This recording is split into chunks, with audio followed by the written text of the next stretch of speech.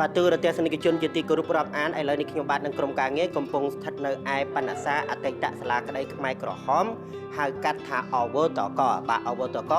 ហើយនៅទីនេះមានរៀបចំការប្រកួតសវនាការប្រឌិតបាទសវនាការប្រឌិតប្រចាំឆ្នាំ2025ស្ដីពីនីតិមនុស្សធម៌អន្តរជាតិបាទនីតិមនុស្សធម៌អន្តរជាតិដោយការប្រកួតនេះមានរយៈពេល2ថ្ងៃហើយថ្ងៃនេះគឺជាថ្ងៃបញ្ចប់បាទជាថ្ងៃបញ្ចប់ហើយដើម្បីជ្រាបព័ត៌មានកាន់តែច្បាស់ព័ត៌មានលម្អិតតែម្ដងដូចជាថាតើការប្រកួតនេះរៀបចំឡើងក្នុងគោលបំណងអ្វីហើយបេក្ខជនបេក្ខនារីមកពីស្ថាប័នណាខ្លះហើយនៅពេលដែលពួកគាត់ឈ្នះត្រូវទៅណាទៀតជាដើមនោះ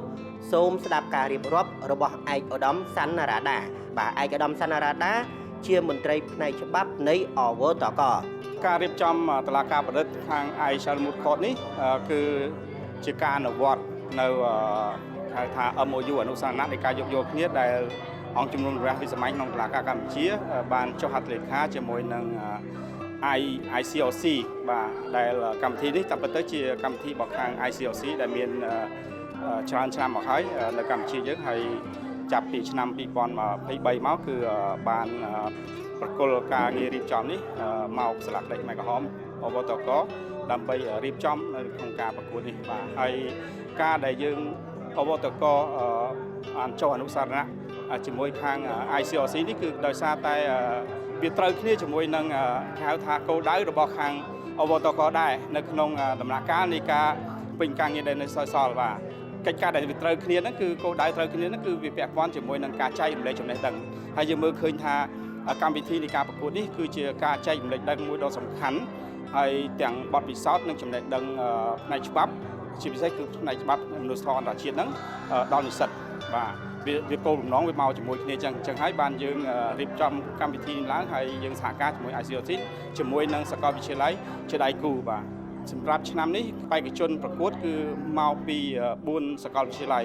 គឺសាកលវិទ្យាល័យបញ្ញសាស្ត្រសាកលវិទ្យាល័យជាតិគ្រប់គ្រងសាកលវិទ្យាល័យ Belty និងសាកលវិទ្យាល័យភូមិន្ទនីតិសាស្ត្រនិងវិទ្យាសាស្ត្រសេដ្ឋកិច្ចបាទបន្ទាប់ពីការប្រកួតរយៈពេល2ថ្ងៃយ៉ាងស្វិតស្វាញហើយចៅក្រមរបស់យើងបានសម្រេចឲ្យក្រុមមួយក្នុងចំណោមក្រុមទាំង8មកពីសាកលវិទ្យាល័យទាំង4ហ្នឹងគឺបានទទួលជ័យលាភីគឺក្រុមមកពីសាកលវិទ្យាល័យភូមិន្ទនីតិសាស្ត្រនិងវិទ្យាសាស្ត្រសេដ្ឋកិច្ចដែលគាត់នឹងបន្តទៅប្រកួតតុលាការប្រឌិតសវនាការប្រឌិតហ្នឹងនៅទីក្រុងហុងកុងថ្នាក់តំបន់ទៀតបាទសូមជម្រាបជូនបញ្ជាក់បន្ថែមថាការប្រកួតនេះតាំងពីដើមដល់ចប់គឺនិយាយជាភាសាអង់គ្លេសសុទ្ធបាទនិយាយជាភាសាអង់គ្លេសសុទ្ធដូច្នេះបេក្ខជនបេក្ខនារី